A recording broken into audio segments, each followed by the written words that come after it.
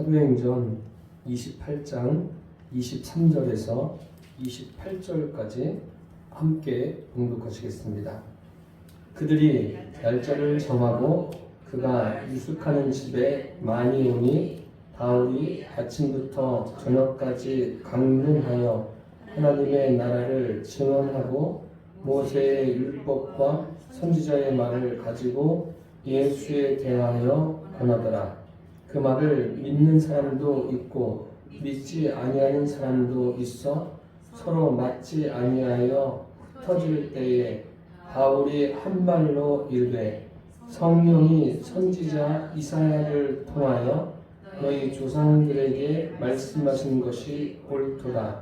일러스되 이 백성에게 가서 말하기를 너희가 듣기는 들어도 도무지 깨닫지 못하며 보기는 보아도 도무지 알지 못하는도다.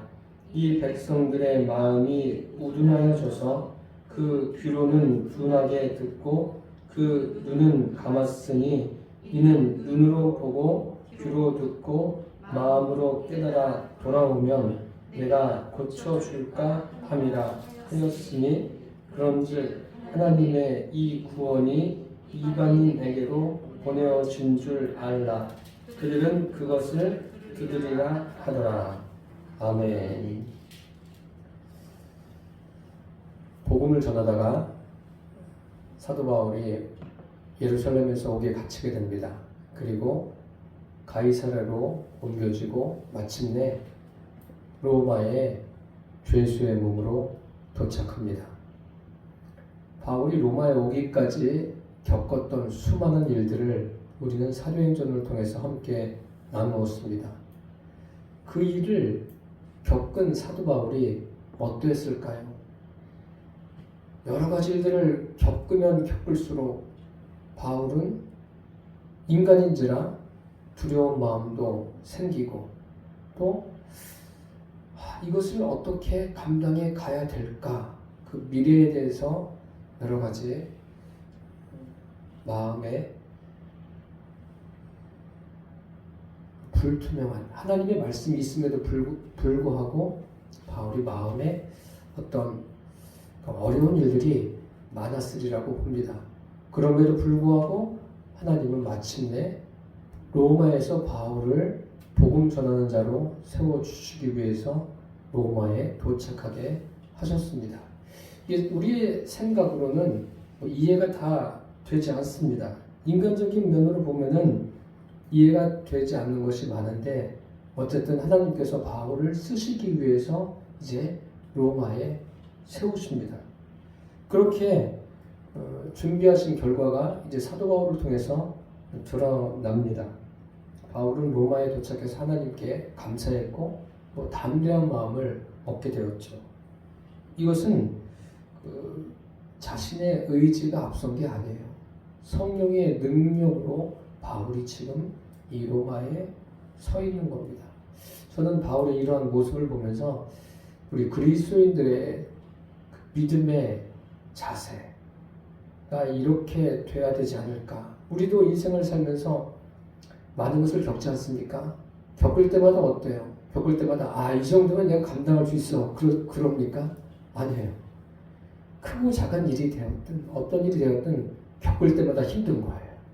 힘들고 마음에 또 두려운 마음도 생기고 그렇지만 저와 여러분이 우리 안에 계신 성령으로 말미암아 그 모든 것들에 대해서 오히려 믿음이 더 성숙해지기를 바랍니다. 그래서 어떤 일을 만나도 그 일을 통해서 담대한 마음을 얻고 믿음으로 전진할 수 있는 저와 여러분이 되시기를 바랍니다. 이제 바울이 로마에서 복음을 전하죠. 지금 오늘 본문에 복음을 전하는 내용이 나옵니다. 어디에서 복음을 전합니까? 옥중입니다. 옥중에서 복음을 전하는데 이미 옥중에서 복음을 전한 경험이 있죠. 여러분 혹시 기억에 떠올려지십니까? 2차 전도여행 때 소아시아에 있다가 어디로 인도함 받죠? 마게도냐의 빌립보 성으로 인도를 받습니다. 그곳에서 이제 귀신 들린 여종을 쫓아내고 그 일 때문에 투옥됩니다. 심하게 매를 맞고 투옥되는데 거기에 밤중에 하나님을 찬미하며 기도하다가 이제 그곳에서 간수에게 복음을 전하는 거죠. 옥중에서. 그런 경험이 이미 바울에게 있습니다. 이제 이 로마에서도 복음을 전하는데 자유의 몸으로 전하는 게 아니에요. 옥중에서 바울이 복음을 전하게 됩니다. 참 특이하지 않습니까? 옥중인데 물론 다른 사람들이 갇혀있는 거하고는 조금 더 바울이 그 사람들보다는 형편이 낫습니다.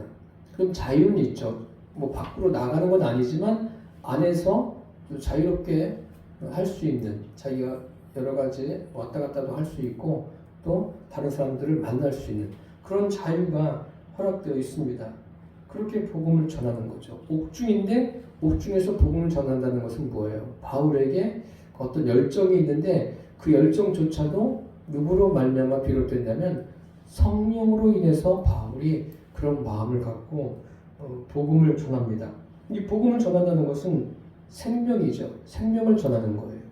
이 생명은 우리 사람에게 육신의 생명이 얼마나 귀중합니까? 그런데 바울이 전하는 이 복음은 역시 생명인데 어디에 해당되는 생명이냐면 영혼에 해당되는 생명이에요. 육신의 생명이 중요한 것, 그보다 더 중요한 거예요. 영혼의 생명은 육신의 생명과는 비교할 수 없을 정도로 중요합니다. 왜 그렇습니까? 우리 육신은 어떻습니까? 이 땅에 머물러 있는 시간이 길어야 100년 이쪽 저쪽 아닙니까? 그런데 영혼은 어때요? 영혼은 말 그대로 영원히 사는 거예요. 영원히 사는.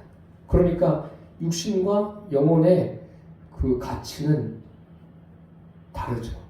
차이가 굉장히 크죠. 그 영혼에게 생명을 전하기 위해서 전하는 것이 복음입니다. 그래서 그리스도인이라면 무엇보다 한 영혼을 천하보다 귀하게 여기는 사람, 그 사람이 그리스도인이에요. 여러분 죽은 사람들을 안타까워합니까? 아무것도 모르죠. 사람이 죽으면 아무것도 몰라요. 죽은 사람들을 예를 들어서 죽은 사람이 죽은 사람을 본다면 안타까워할 이유가 없죠.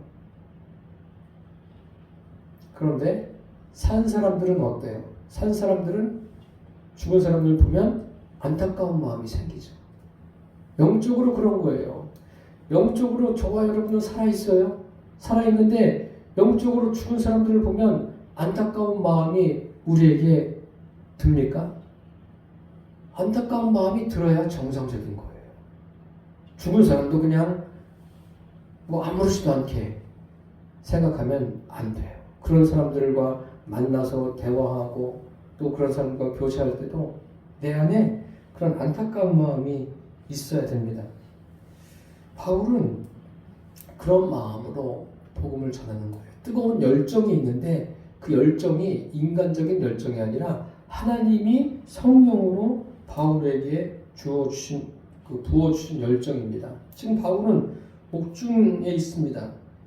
그 옥중이라는 것은 어때요, 여러분? 객관적으로 보면 복음을 전할 수 있는 곳입니까? 복음을 전할 수 없는 곳이에요. 굉장히 열악한 조건이죠. 그럼에도 불구하고 바울은 오늘 본문에 보니까 한시도 낭비하지 않아요. 지금 하나님께서 그를 준비하신 대로 쓰임을 받고 있는 거예요. 이렇게 하나님께 쓰임을 받는 것은 다른 것이 아니라 바울 안에 계신 하나님이 바울에게 역사하시는 거예요. 바울 안에 계신 하나님이 어떤 분이십니까? 온 우주 만물을 창조하시고 주관하시는 분이세요. 성령 하나님이시죠. 그분이 바울에게만 계셔서 역사하는 것이 아니라 지금 우리 안에도 성령 하나님이 계십니다. 그래서 저와 여러분이 우리 앞에 주어진 그 삶을 살아가는 동안에 늘 그 성령님을 의식하게 되기를 바랍니다. 그러니까 바울이 열정이 있는데 자기의 열정으로 전하는 것이 아니라 그 안에 계신 성령의 능력으로 되어지는 거예요. 하나님이 그런 마음을 주셨고 또 전하게 하시는 겁니다. 그 23절에 보세요. 23절에 보니까 그들이 날짜를 정하고 그가 유숙하는 집에 많이 오니 사람들이 날짜를 정하고 와요. 뭐 한두 사람 오는 게 아니죠. 많이 왔다고 그랬어요. 많이 왔어요. 그 복음을 전하는 사람의 입장에서 보면 좀 제한적이죠. 난 이런 사람도 좀 만나고 싶고 저런 사람도 만나고 싶고 그런 게 있을 텐데 그게 아니에요. 일단 누구를 만나는 거예요? 오는 사람들을 만나는 거예요. 어쨌든 뭐 한두 사람이 오는 게 아니라 많이 왔어요. 바울은 지금 어떤 상황이에요? 갇혀 있는 거 아닙니까? 하루 종일 그 안에 갇혀 있어야 돼요. 몸은 갇혀 있는데 자유로운 게 뭐가 있죠? 입술은 말하는 건 자유롭잖아요. 그러니까 하루 종일 뭐예요? 하루 종일 강론하는 거예요. 하루 종일 하나님의 말씀을 가르치는 거예요. 그들에게 전하는 거예요. 눈 뜨면서부터 잘 때까지 그 성경 공부하고 복음을 전하는 거예요. 참 이런 것을 보면은 이 옥중에서 이렇게 할 수 있는 게 이게 바로 하나님의 은혜인 줄 믿습니다. 옥중에서도 하나님의 은혜를 경험하는 거예요. 그러니까 하나님의 은혜를 경험할수록 바울은 어때요? 그 심령이 점점 담대해지는 거예요. 우리도 우리가 살아가면서 겪는 모든 일들을 통해서 하나님의 은혜를 볼 수 있게 되기를 바랍니다. 이게 하나님의 은혜구나. 물론 일이 술술 잘 풀려지는 것도 은혜일 수 있겠지만 일이 잘 안 되어지고 어려운 일이 있는 것도 그것도 하나님의 은혜예요. 왜냐하면 하나님은 그 사랑하는 자들에게 모든 것이 합력해서 선이 되게 하시는 분이십니다. 그런 말씀에 대한 기대를 갖고 나가게 되기를 바랍니다. 바울이 이제 쉴 새 없이 강론을 했어요. 강론을 했는데 결국 전한 게 뭐죠? 복음이에요. 복음을 전하는데 중요한 게 뭐가 있습니까? 복음의 내용이 무엇이냐? 바울이 그럼 전하는 게 무엇이냐? 뭐를 전하고 있습니까? 바울이 여기 23절에 보세요. 23절 끝부분에 보면 예수에 대하여 권하더라. 예수에 대하여 권하더라. 오직 예수님을 전하는 거예요. 예수님. 바울이. 그 바울이 예수를 증거한다고 해서 그 예수를 통해 뭐 인간사를 증거하는 게 아니에요. 그 예수 믿는 사람들은 다른 사람에게 모범이 돼야 된다. 또 남에게 덕이 돼야 되고 또 다른 사람들을 많이 도와줘야 되고 위로해야 되고 틀린 건 아니지만 이것도 예수 믿는 그리스도인들의 그 살아가는 일상의 그 한 부분이 되겠지만 이게 핵심적인 것, 주가 되는 것은 아닙니다. 주가 되는 것은 뭐예요? 사람들이 바울이 예수에 대하여 권했다라고 했어요. 그러면 각 사람마다 예수님을 만나야 돼요. 예수님이 어떤 분이신가 실제적인 만남이 있어야 되는 거예요. 이것이 중요한 거예요. 그것이 있은 다음에 그분이 내 안에 계시니까 그분으로 인해서 우리 각자의 삶이 사라지는 것. 그러면은 자연적으로 어떻습니까? 예수님이 내 안에 계신데 뭐 나쁜 일을 하겠어요? 나쁜 일을 할 수가 없는 거죠. 그것이 불가능해지는 거예요. 주님이 나를 통치해 가시니까요. 이 주님이 원하시지 않는 일을 할 수는 있어요. 사람이니까. 할 수 있는데 그러니까 사람들이 뭐 하는 거예요? 어떤 일을 할 때도 마음속에서 자꾸 갈등이 일어나는 거예요. 이걸 해야 되나 말아야 되나. 갈등이 일어난다는 건 뭐냐면 다른 게 아니라 그 안에 예수님이 계신 거예요. 갈등이 일어날 때 주저하지 마세요. 주님이 원하시는 쪽으로 가시기를 바랍니다. 그래서 바울이 지금 복음을 전하는데 예수를 전한다고 그랬잖아요. 예수에 대해서 권하는데 그 예수님이 어떤 쪽이에요? 어떤 쪽을 증거하는 겁니까? 세상 사람들이 교회를 생각하면 뭐예요? 어떤 생각을 합니까? 교회는 많이 구제하는 곳, 또 다른 사람들을 도와주는 곳. 그런 생각을 참 많이 해요. 이런 거, 종교적인 거 말고요. 종교적인 것보다 더 중요한 게 있어요. 예수 믿고 성실하게 살아가면 출세하기도 하고 또 건강하기도 하고 이런 거 말고요. 이런 게 중요한 게 아니라 이건 복음이 아니죠. 이 복음이 아니에요. 이게 복음이 아니라 종교적인 것이 아니라 예수님이 내 안에 들어오시는 사건, 들어오셔서 나에게 어떤 변화가 일어났는가, 이것이 중요한 거예요. 그런데 그 예수를 전하는데 전하는 근거가 뭐죠? 근거가 오늘 본문에 나와 있어요. 그래서 오늘 본문이 굉장히 중요합니다. 사도 바울이 지금 예수에 대해서 권해요? 그럼 근거가 뭐예요? 내가 그냥 1차, 2차, 3차 전도여행 다니고 여기 로마에 오기까지 얼마나 많은 일을 겪었는지 그것도 말할 수 있지 않겠습니까? 그런데 그건 기준이 아니죠. 자기가 경험한 건 경험한 거고 기준이 뭐예요? 기준이 오늘 본문에 어떻게 설명하고 있습니까? 23절에 보니까 모세의 율법과 선지자의 말을 가지고 라고 했어요. 모세의 율법과 선지자의 말을 가지고 예수에 대하여 권하더라. 모세의 율법과 선지자 이런 표현이 그 성경에 나와 있어요. 제가 전에도 한번 설명드린 바가 있습니다. 이게 뭐예요? 모세오경, 그 창세기, 출애굽기, 레위기, 민수기, 신명기, 또 선지자가 뭐예요? 그 이후에 나오는 선지서. 다시 말씀드리면 성경이에요. 성경을 가지고 예수에 대해서 권했다는 거예요. 그러니까 바울이 전하는 복음의 기준이 뭐라고요? 성경인 거예요. 성경. 그러니까 성경 중심으로 우리가 복음을 정립해서 전해야 되는 거예요. 성경관이 잘못되어 있으면 안 되죠. 천주교가 왜 안 되는지 아십니까? 이 성경에 외경을 포함시키지 않습니까? 이것부터 잘못된 거예요. 이게 잘못된 거는 다른 것 더 따져볼 필요가 없습니다. 기준이 잘못됐는데요. 잣대가 잘못됐으면 다 소용이 없죠. 그러면 그 내용과 결과는 더 이상 말할 필요도 없는 거예요.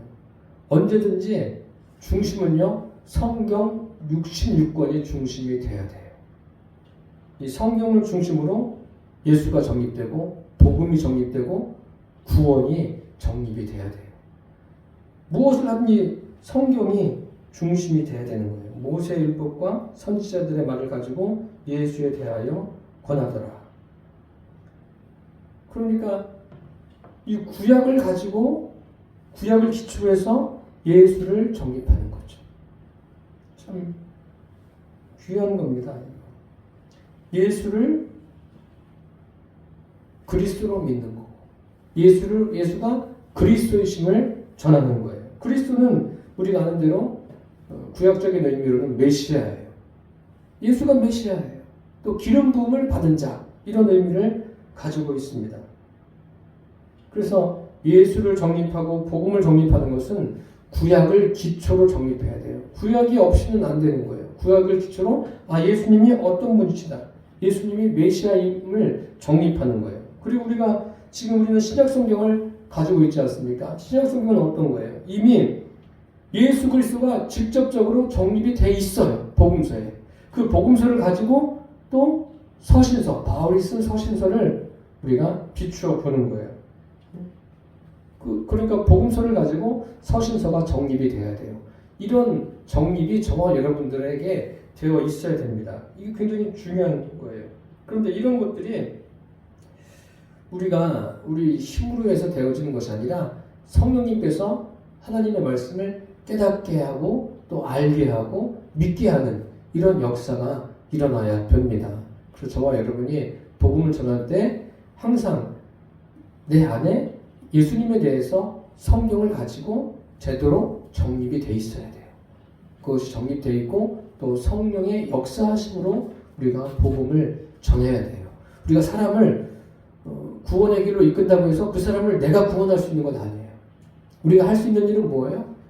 그 사람의 그 마음의 문이 열려지기를 기도하고 그 열려진 그 마음에 우리가 알고 있는 그 정립된 복음의 지식을 가지고 전해야 돼요. 이제 받아들이고 거부하고는 그 사람의 몫입니다. 우리가 할 일은 아니죠. 그래서 중요한 것은 이제 먼저 나 자신을 돌아봐야 돼요. 내가 진정으로 거듭나 있는가? 내 안에 성령님이 계신가? 그리고 내가 복음을 하나님의 말씀으로 잘 정립하고 있는가? 그러면 전하면 돼요. 이제 그 사람이 받아들이고 배척하는 것은 그 사람의 몫입니다. 또 주님께 우리가 그런 기도도 해야죠. 주님이 역사하셔서 주님 앞에 돌아오는 역사가 일어나게 해달라고 그런 기도도 해야 됩니다. 그 24절에 보니까 그 말을 믿는 사람도 있고 믿지 아니하는 사람도 있어라고 되어 있습니다. 그러니까 우리가 사람들을 교회로 데리고 올 수는 있습니다.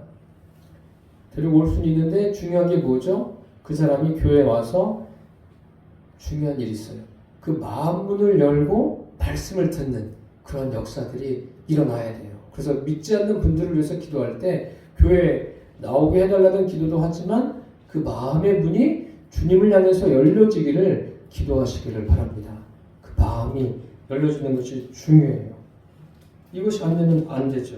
이것이 안 되면 아무리 사람을 교회에 데려다 놓아도 마음의 문이 열려져 있지 않으면 들려지지 않는 거예요. 그래서 우리는 그 사람들의 마음을 전도해야 돼요.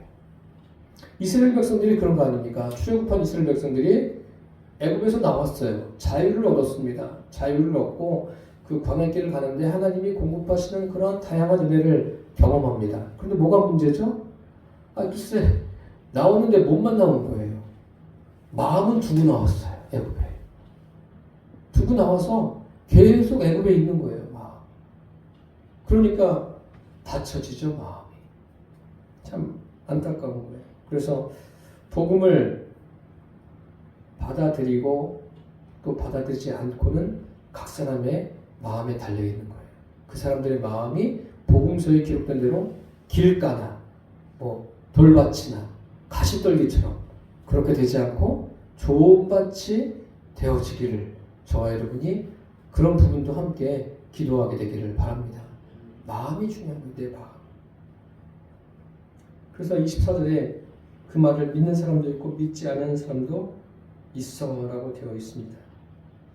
그 믿지 않는 사람들한테 설득을 해요. 설득할 수 있죠. 사람이니까 막 이런저런 설득해서 설득한다고 되어집니까? 복음은요 철저하게 성령의 역사하심이에요. 사람이 아무리 말을 잘해도 안 들을 수가 있어요. 그런데 말 잘하던 사람들한테 넘어갈 수는 있죠. 들을 수는 있어요. 그런데 그거는 성령의 역사는 아니죠. 성령의 역사가 아닐 수도 있어요. 그냥 사람이 말을 잘해가지고 설득을 당하는 그런 경우도 있어요. 그런데 점검해 볼 것은 이게 성령의 역사인지 아니면 저 사람이 언변이 뛰어나서 내가 설득당한 건지 이런 부분도 때로는 우리가 헤아려 볼 필요가 있습니다. 25절에 보니까 서로 맞지 아니하여 흩어질 때에 바울이 한 말로 이르되 성령이 선지자 이사야를 통하여 너희 조상에게 말씀하신 것이 옳도다. 이게 뭐예요? 오직 성령의 역사로만 되어진다는 거예요. 여러분 지금 25절 말씀 무슨 말씀인지 이해가 되십니까? 구약 성경에 보면 하나님에 대해서 어떻게 말하죠? 하나님이 말씀하실 때 나 여호와가 이르노라, 나 여호와가 말하노라, 그런 표현이 굉장히 많이 나와 있어요. 그렇지 않습니까?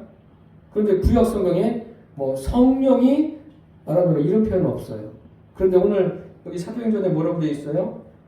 나 여호와가 말하노라를 성령이 이사야를 통해 말씀했다고 기록하고 있습니다. 굉장히 이거 중요한 내용입니다. 25절에 그냥 넘어가시면 안 돼요. 성령이 선지자 이사야를 통하여, 이게 구약에 어떻게 되어 있다고요?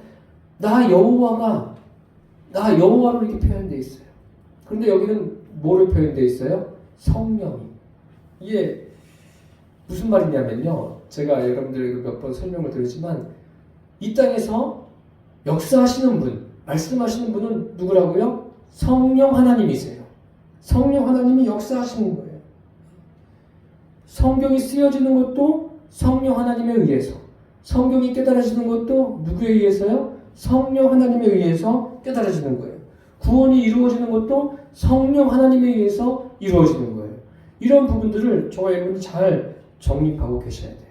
그래서 오직 성령이라고 말하는 거예요. 그래서 중요한 게 뭐예요? 요한복음 3장 5절에 누누이 말씀드리지 않습니까? 제가 물과 성령으로 나지 않으면 하나님 나라에 들어갈 수 없다. 성령이 선지자 이사야로 이렇게 돼 있어요. 그러니까 오직 성령으로 되어진다는 것 아닙니까? 그래서 기름 부음을 받는다. 제가 방금 전에도 말씀드렸지만 메시아, 그리스도, 기름 부음을 받은 자예요. 이 기름 부음을 받는 게 뭐예요? 성령을 한없이 부어주는 분이 메시아라는 거예요. 그리스도라는 거예요. 예수님이 오신 목적이 뭐예요?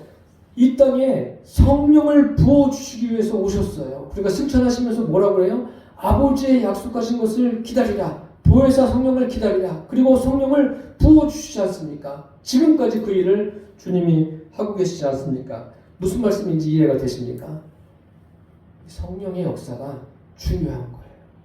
26절에 보니까 일렀을 때 이 백성에게 가서 말하기를 너희가 듣기는 들어도 도무지 깨닫지 못하며 보기는 보아도 도무지 알지 못하는도다. 그 유대인들이 자기들이 하나님에 대해서 안다고 생각할까요? 모른다고 생각할까요? 안다고 생각하고 있어요. 그런데 주님은 아니라고 그러잖아요. 근데 이 사람들이 알고 있는 것은 뭐예요? 신본적으로 하나님이 원하시는 대로 알고 있는 것이 아니라 인본적으로 알고 있다는 말이에요. 그래서 마태복음 11장에 보면 이런 말씀이 있습니다. 아버지 외에는 아들을 아는 자가 없고 아들과 또 아들의 소원대로 계시를 받은 자 외에는 아버지를 아는 자가 없다. 아버지의 소원대로 계시를 받은 자가 누구입니까? 성령으로 거듭난 사람들이에요. 성령으로 거듭난 사람들만이 이 성경에 대해서 깨달을 수가 있고 믿을 수가 있고 구원이 무엇인지 제대로 안다는 말이에요. 인본적으로는 안 되는 거예요. 그리고 27절에 보니까 이 백성의 마음이 우둔하여져서 그 귀로는 둔하게 듣고 그 눈은 감았으니 이는 눈으로 보고 귀로 듣고 마음으로 깨달아 돌아오면 내가 고쳐줄까 함이라 하였으니. 이 유대인들은 자기 나름대로 잘 깨달아요. 그런데 그 깨닫는 게 뭐예요? 그게 성령의 역사심이 아니라 자기들이 배워온 그 지식을 가지고 오랜 시간 동안 훈련받은 걸 가지고 알고 있는 거예요. 성령에 의해서 깨달아지는 게 아니다. 이것을 뭐라고 말하냐면 마음이 완악하다 말하는 거예요. 유대인들의 마음이 완악한 거예요. 그 완악하다는 게 뭐냐면 성령이 역사하실 수 없는 마음의 상태가 돼버린 거예요. 참 안타까운 거죠. 그러니까 성령이 역사하실 틈이 없는 거예요.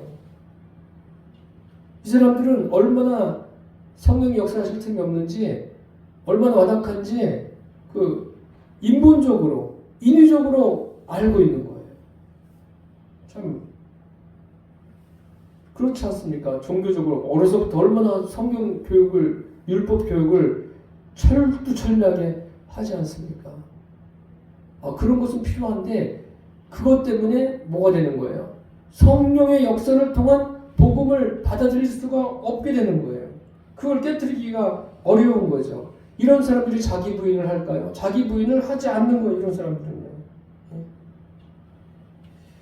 그 사람들이 하나님의 수준이 되려면, 신의 수준으로 가려면 어떻게 돼요? 나는 아무것도 아니구나. 나 갖고는 안 되는구나. 자기 자신을 부인해야죠. 그런데 부인하지 않아요. 그렇게 하지 않습니다. 그러니까 참 어려운 거예요. 어려운 거예요. 그러니까 저와 여러분이 이런 부분에 대해서도 성령님이 나를 깨닫게 하시는구나. 그 성령님을 향해서 내 마음이 항상 열려져 있어야 돼요. 그렇지 않으면은 말씀을 깨달을 수가 없어요. 여기 돌아오면 내가 고쳐줄까 함이라. 돌아오라는 거죠. 그런데 뭐예요? 유대인들은요? 돌아가지 않겠다는 거죠. 그런 사람이 더 많은 거예요. 돌아오는 사람도 있지만 그렇지 않은 사람이 더 많은 거예요. 그 사람이 생각해보세요. 우리 사람 아닙니까? 사람이 신의 입장이 되기가 쉬워요. 이거 불가능한 거죠. 그래서 사람은 어때요? 그냥 인간으로 사는 게 좋은 거예요. 그냥 이 땅에 사는 게 그냥 좋은 거예요. 이 땅의 것만 관심을 가지고 살아가는 게 좋은 거예요. 다 귀찮은 거죠. 이 땅에서 뭐가 잘 되고 그러면 좀 이 땅에서 조금 더 오랜 시간 동안 머물고 싶어 하는 게 사람인 거죠. 그런데 하나님은 그러한 마음들을, 연약한 마음들이 깨어지기를 원하시는 거죠. 그래서 사람이 하나님과 하나가 되기를 원하는 거예요. 마음을 열라는 거죠. 마음을 부수고 들어오는 분이 아니에요. 하나님은 우리가 마음을 열 때 그 안에 들어오기를 원하시는 분이 우리가 믿는 하나님이십니다. 그러니까 사람들은 제대로 된 것을 전하면은 잘 받아들이지 않는 게 사람이에요. 인본적인 것을 많이 원하죠. 그래서 28절에 보니까 그런즉 하나님의 이 구원이 이방인에게로 보내어진 줄 알라. 그들은 그것을 들으리라 하더라. 이방인이 누구예요? 유대인과 이방인의 차이점은 뭐죠? 유대인들은 성령으로 거듭나지 않았는데 뭐를 잘 알죠? 율법, 성경을 막 통달하는 그런 수준이에요. 인본적으로는 잘 깨달은 거죠. 그런데 안 된다는 거예요. 그 인본적인 것 가지고 안 된다는 거예요. 반대로 이방인들은 어때요? 이방인들은 뭘 알아요? 아무것도 몰라요. 아무것도 모르니까 쉽게 받아들인다는 거죠. 그러니까 교회를 나온 사람보다, 나오다가 안 나온 사람보다 아예 안 나온 사람들이 복음을 받아들이기가 더 수월한 거예요. 실제적으로 그렇습니다. 유대인들 같은 경우에는 성경을 얼마나 잘 알아요. 훈련도 받고. 그런데 문제가 뭐죠? 겉으로 보기는 괜찮은데 그 심령에 문제가 있는 거예요. 심령에. 교회에서도 마찬가지예요. 교회에서도 우리가 그 필요에 따라서 어떤 성경 공부도 하고 어떤 훈련도 하고 이렇게 하지만 조심해야 될 게 뭐냐면 항상 무엇을 하든지 내 심령이 주님을 향해서 열려져 있는가, 이게 첫 번째예요. 이게 돼 있는 상태에서 뭐 훈련을 하든 연습을 하든 뭐 성경 공부를 하든 해야 돼요. 이게 안 돼 있고 자꾸 뭐 훈련하고 연습하고 그러면 그 사람은 점점 뭐가 되냐면 인본적인 게 더 강해지는 거예요. 도덕적으로, 윤리적으로 나가기가 쉽습니다. 근데 복음은 그런 게 아니에요. 여기 보십시오. 그들은 그것을 들으리라.